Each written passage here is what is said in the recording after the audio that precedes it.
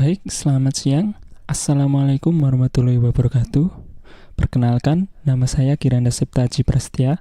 Saya adalah mahasiswa KKN IPUC tahun 2020. Di sini saya adalah penanggung jawab program KKN Tentoring CPI atau perkuliahan komunitas berbasis lingkungan. Saya di sini dengan beberapa teman saya dalam pembuatan video kali ini, yang kemudian ini merupakan video yang ketiga atau bab 3. Kita akan belajar mengenai gerakan lingkungan hidup. Setidaknya ada 2 PPT ya untuk pembahasan kali ini. Yang pertama, kita perlu mengetahui perilaku kolektif. Sehingga bahasan pertama, kita akan membahas mengenai teori perilaku kolektif. Ini merupakan PPT yang dibuat oleh dosen saya. Beliau bernama Henry Suyatna, dan untuk penyampaian materi ini jika ada salah kata itu sepenuhnya merupakan tanggung jawab saya. Oke, saya akan mulai untuk materi hari ini atau minggu ketiga, teori perilaku kolektif.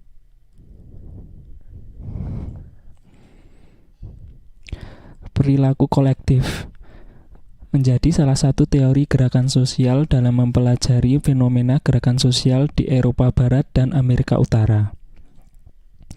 Ada 2 konsep dalam perilaku kolektif, yaitu kerumunan dan gerakan sosial. Kerumunan itu sudah ada dulu dicetuskan oleh Gustav Le Bon pada tahun 1895. Kerumunan massa merupakan bentuk perilaku kolektif yang menyerupai binatang. Binatang di sini merupakan kiasan ya. Maksudnya dulu kan gerakan sosial itu pertama kali ada di Prancis, yaitu Revolusi Prancis. Dan memang gerakannya itu secara sporadis menyerupai kawanan binatang. Pada saat itu karena memang itu merupakan amarah dari warga sana terhadap tiranisme pemimpinnya. Dalam kerumunan massa, individu tidak lagi memiliki kemampuan merasa, berpikir, dan bertindak seperti yang diinginkannya, terkecuali mengikuti keinginan massa. Macam kerumunan ada 3.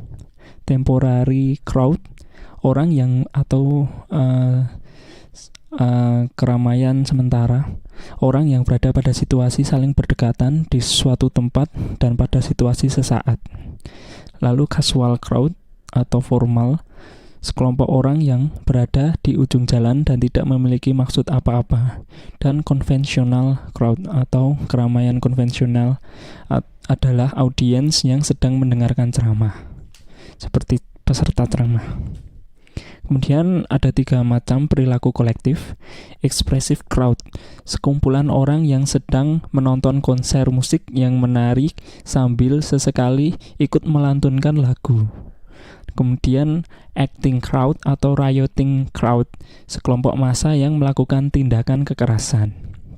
Yang terakhir, solidaristic crowd, kesatuan massa yang munculnya karena didasari oleh kesamaan ideologi. Gerakan sosial. Di Renzo menyatakan gerakan sosial adalah perilaku dari sebagian anggota masyarakat untuk mengoreksi kondisi yang banyak menimbulkan problem atau tidak menentu, untuk menghadirkan suatu kehidupan yang lebih baik. Sedangkan Baldrige, gerakan sosial adalah merupakan sebuah bentuk perilaku kolektif yang terdiri atas kelompok orang-orang yang memiliki dedikasi dan terorganisasi untuk mempromosikan atau sebaliknya menghalangi terjadinya perubahan. David Popenu menyatakan bahwa perilaku kolektif muncul sebagai respon terhadap situasi yang tidak stabil secara spontan dan tidak terstruktur. Tindakan yang tidak mencerminkan struktur sosial yang ada seperti peraturan perundang-undangan, kebijakan, pemerintah, dan lembaga formal dan non-formal. Jadi ada 4 kesimpulan. 1. Perilaku yang dilakukan bersama oleh sejumlah orang. Jadi perilaku kolektif itu harus minimal ada 2 orang. Kemudian 2. Perilaku yang bersifat spontanitas dan tidak terstruktur. Jadi perilaku kolektif itu tidak struktur dan spontanitas. Itu juga merupakan perilaku kolektif. Kemudian ketiga, perilaku yang tidak bersifat rutin. Jadi itu temporary tadi juga salah satunya, tidak bersifat rutin. 4, perilaku yang merupakan tanggapan terhadap rangsangan tertentu. Jadi ada penyebabnya. Kalau nggak ada penyebabnya itu bukan kolektif ya, karena tidak memiliki tujuan yang sama. Donatella Della Porta dan Mario Diani berpendapat kemunculan perilaku kolektif dikarenakan cermin dari ketidakmampuan lembaga-lembaga dan mekanisme kontrol sosial mereproduksi kerekatan sosial dan sisi lain. Kemudian merefleksikan berbagai upaya masyarakat untuk bereaksi atas krisis sosial. Jadi itu merupakan dorongan dari ketidakmampuan pemerintah yang menyebabkan dalam keadaan krisis yang muncul, yang kemudian menjadi kemunculan gerakan-gerakan penentang dari krisis tersebut untuk mengupayakan hak-haknya. Popeno menyatakan keterasingan sosial tidak tersedianya akses individu terhadap saluran normal di lembaga-lembaga negara dan masyarakat, menyebabkan frustrasi sosial. Ketiadaan norma yang menjadi pedoman individu di dalam masyarakat, dan lumpuhnya mekanisme kontrol sosial. Penyebab perilaku kolektif Smelser. 1. Struktural conduciveness, struktur situasi sosial seperti kekuatan alam, ada tidaknya peraturan melalui institusi sosial. Kemudian structural strain atau kesenjangan, ketidakserasian antar kelompok sosial, etnik, dan agama. Ketiga, generalized beliefs, menyebarnya kepercayaan umum merupakan prasyarat berikutnya bagi terjadinya perilaku kolektif seperti desas-desus. Kemudian 4, precipitating factors atau faktor yang mendahului. Contohnya dukungan atau penegasan masyarakat terkait desas-desus. 5, mobilization for action, mobilisasi para peserta perilaku kolektif. Kemudian 6, exercise of social control, berlangsungnya pengendalian sosial. Ada kekuatan yang justru dapat mencegah atau menghambat akumulasi kelima faktor sebelumnya. Kritik teori perilaku kolektif ada beberapa, yaitu dalam situasi seburuk apapun setiap individu akan bertindak secara rasional. Jadi dalam kritiknya teori perilaku kolektif itu kan dikatakan bahwa merupakan tidak irasional dan dadakan dan sebagainya. Tapi sebenarnya orang bisa berperilaku kolektif secara rasional. Kemudian kedua, sangat tidak mungkin bahwa gerakan sosial merupakan gerakan yang tidak terorganisir dan terlalu membesarkan unsur spontanitas. Lalu ketiga, gerakan sosial merupakan tindakan yang dilakukan secara sadar bersama-sama. Gerakan sosial itu sadar maupun tidak sadar, itu merupakan perbuatan kolektif. Jadi seperti itu kalau perkembangan ilmunya. Sebelumnya memang tidak lebih diibaratkan seperti binatang tadi. Namun faktanya secara rasional pun teori perilaku kolektif ini bisa. Nah, makanya ada turunan lagi namanya teori pilihan rasional. Bentuk perlawanan masyarakat terhadap negara, korporasi, dan organisasi keagamaan dan sosial merupakan manifestasi sebuah tindakan individu yang rasional dan dilakukan secara sadar untuk mengejar kepentingan individunya. Mancur Olson menyatakan juga, individu yang tergabung dalam aksi kolektif akan menghentikan aksinya jika menyadari keuntungan yang diperolehnya lebih kecil dibandingkan dengan biaya dan resiko yang harus dikeluarkan. Jadi timbang-timbang apa yang dia lakukan itu sekiranya dapat bermanfaat minimal bagi dirinya atau tidak gitu. Itu yang dinamakan rasional. Untuk memunculkan gerakan sosial dimulai dari organisasi skala kecil. Untuk organisasi besar merupakan kumpulan dari organisasi yang kecil yang membentuk federasi atau membuat cabang-cabang di tempat tertentu. agar efektif, organisasi harus menerapkan keanggotaan bersifat wajib. Kritik terhadap teori pilihan. Analisis Olson lebih fokus pada individu dan insentif material. Jadi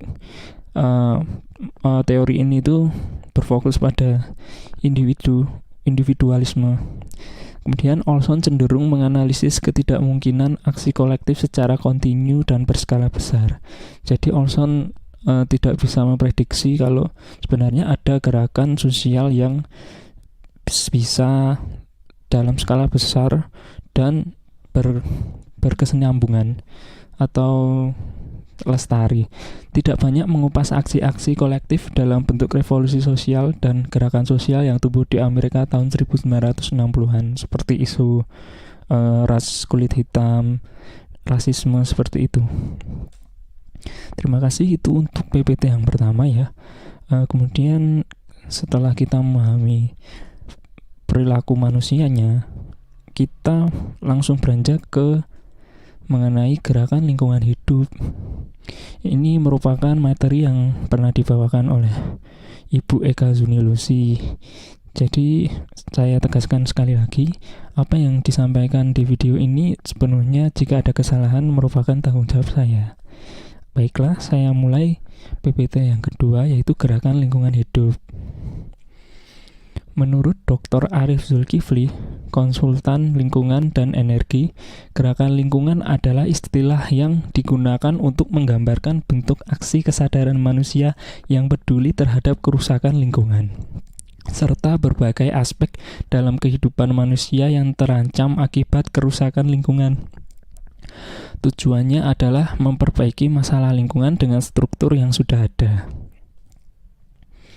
Pakar-pakar sosiologi lingkungan di Amerika Serikat membagi gerakan lingkungan di setiap negara dalam 3 komponen, yaitu public environmentalist, merupakan khalayak ramai yang berusaha memperbaiki kondisi lingkungan sekitar secara langsung melalui sikap dan tindakan masing-masing. Kemudian kedua, organized environmentalist atau voluntary environmentalist. Perbaikan lingkungan hidup dilakukan oleh organisasi-organisasi yang khusus didirikan, kadang sampai melintasi batas negara seperti bersifat internasional. Terus ketiga, institutional environmental movement organization, mereka yang bergerak melalui birokrasi-birokrasi resmi yang mengklaim diri punya kewenangan terhadap masalah-masalah lingkungan. Untuk Indonesia itu lebih ke public environmentalist ya. Jadi khalayak ramai yang berusaha memperbaiki kondisi lingkungan sekitar secara langsung melalui sikap dan tindakan masing-masing. Artinya masyarakat sadar betul untuk peduli lingkungan, dan kebanyakan bentuk pemberdayaannya adalah pemberdayaan masyarakat, yang artinya pemberdayaan itu dikelola oleh masyarakat sendiri, bukan dari bantuan dari pemerintah. Walaupun memang pemerintah Indonesia ada beberapa organisasi lingkungan, namun kebanyakan merupakan CSR, corporate social responsibility, dan kebanyakan juga pemberdayaan lokal. Seperti itu kalau kondisinya di Indonesia ya. Kemudian perspektif luas studi environmentalisme. Struktur environmentalisme, hubungan antara keunggulan atau subordinasi yang terdapat dalam komponen-komponennya, bisa menunjukkan perbedaan-perbedaan penting. Kedua, taktik dan ideologi environmentalisme yang terorganisasi merupakan produk interaksi antara komposisi kelas dan kepentingan dari aktivis lingkungan yang terorganisir dan struktur kekuasaan pemerintah. Kemudian gerakan lingkungan di Indonesia. Mulai tahun 1989, isu lingkungan menjadi agenda demonstrasi mahasiswa di berbagai kota. Misalnya di Jawa Tengah, seperti di demonstrasi Waduk Kedung Ngombo. Di Medan ada mahasiswa memprotes polusi dan penebangan hutan cemara oleh pabrik bubut kayu di dekat Danau Toba. Dan di Jawa Barat, mahasiswa berdemo menentang konversi hutan bakau menjadi tambak udang di sepanjang pantai utara Jawa Barat. Ini tadi ada hubungannya ya dengan materi gerakan sosial karena ada pemicunya. Maka dari itu gerakan lingkungan itu merupakan pilihan rasional kalau menurut teori yang tadi, karena ada satu tujuan bersama dan itu merupakan keuntungan bersama. Kemudian politik lingkungan. Interaksi kekuatan yang mempengaruhi proses pembuatan keputusan mengenai pemanfaatan sumber daya alam tertentu, termasuk pengubahan ekosistem tertentu yang bisa berakibat buruk bagi kelompok masyarakat tertentu yang kehidupannya tergantung pada sumber daya alam tersebut, serta pelestarian ekosistemnya. Gaya politik lingkungan.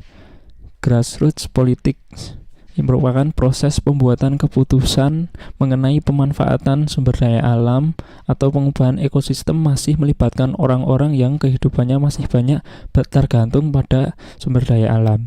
Uproot politics yaitu proses pembuatan keputusan mengenai pemanfaatan sumber daya alam atau pengubahan ekosistem dijauhkan dari atau tidak melibatkan orang-orang yang secara langsung terkena dampak keputusan tersebut.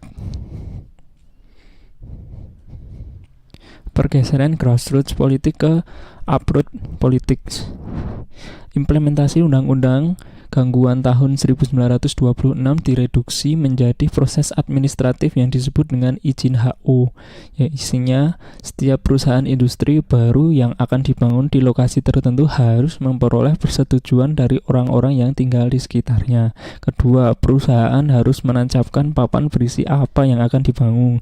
Ketiga, warga sekitar diberi waktu 1 bulan untuk menyaring keluhan sebagai pertimbangan izin operasi perusahaan dari pemerintah. Undang-undang gangguan hanya diterapkan untuk melindungi kepentingan warga kota kelas menengah atas. Sentralisasi rencana pembangunan kota dan daerah pada masa Orba di tangan birokrat, investor, dan spekulan tanah.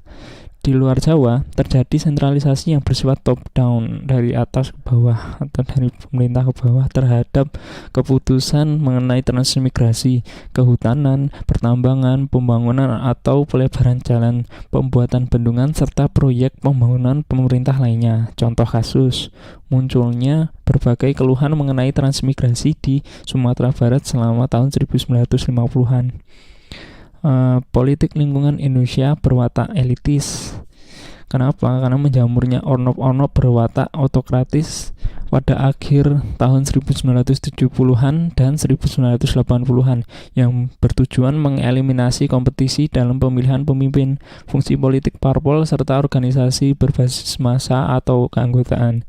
2. Generasi baru ornop-ornop semakin profesional dalam program akar rumput dan menikmati bantuan yang kian bertambah dari lembaga donor barat. Tampilnya Menteri Emil Salim menjadi arena utama bagi pendekatan lingkungan pemerintah. Beliau menjembatani antara ornop-ornop dan pemerintah dalam memecahkan konflik-konflik berbagai isu dan proyek lingkungan. Emil Salim bersikap pro-ornop. Undang-Undang Manajemen Lingkungan Indonesia tahun 1982 bahwa hak dan kewajiban WNI untuk melibatkan diri dalam manajemen lingkungan melalui ornop-ornop. Semakin banyak isu-isu lingkungan di Indonesia menjadi masalah internasional karena hadirnya negara-negara utara yang menjadikan donatur dan penyokong utama program-program pembangunan di Indonesia.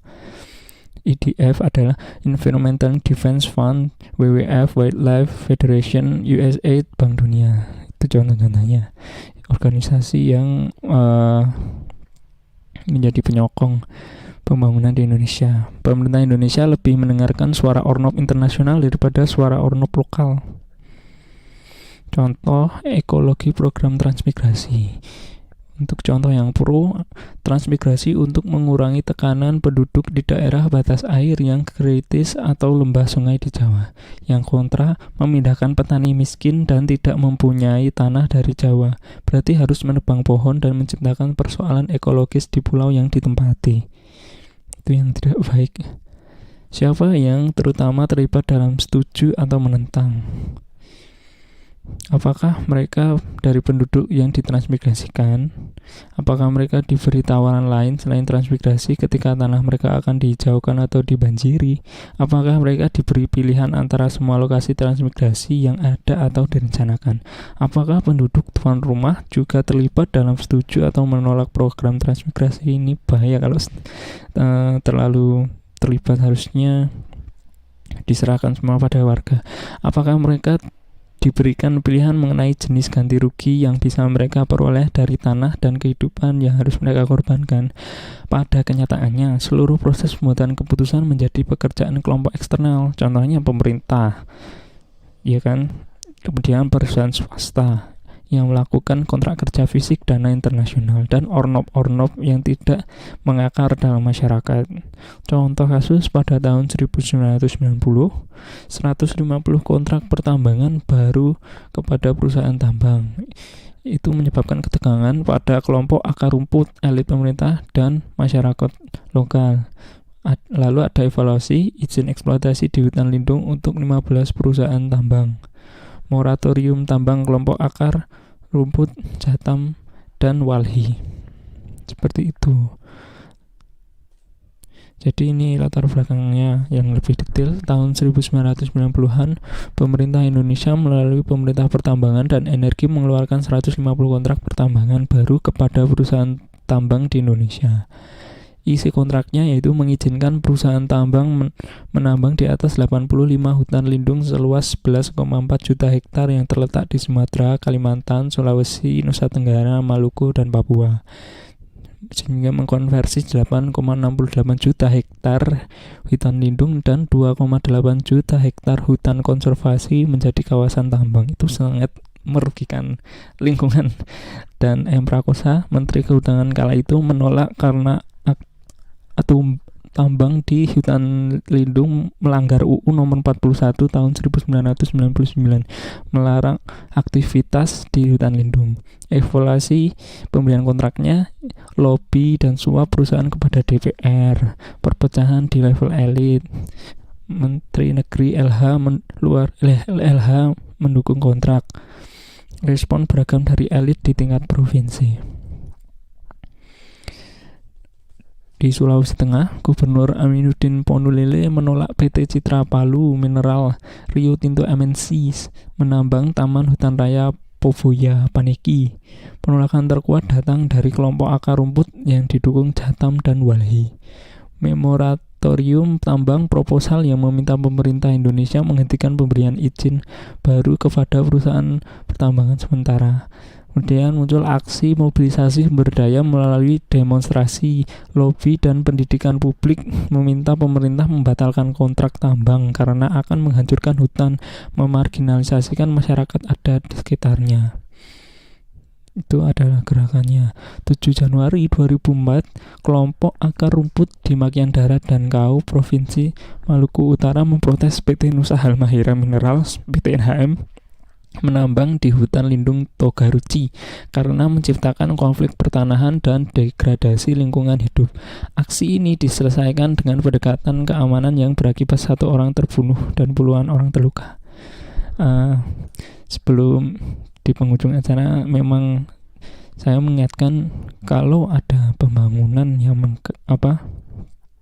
sekiranya dampaknya sangat luas, baik Padukuhan Sagan maupun Padukuhan Blimbing Sari, tolong sertakan semua warga dalam pengambilan keputusan tersebut, sehingga jika di belakang ada masalah itu tidak merugikan semuanya.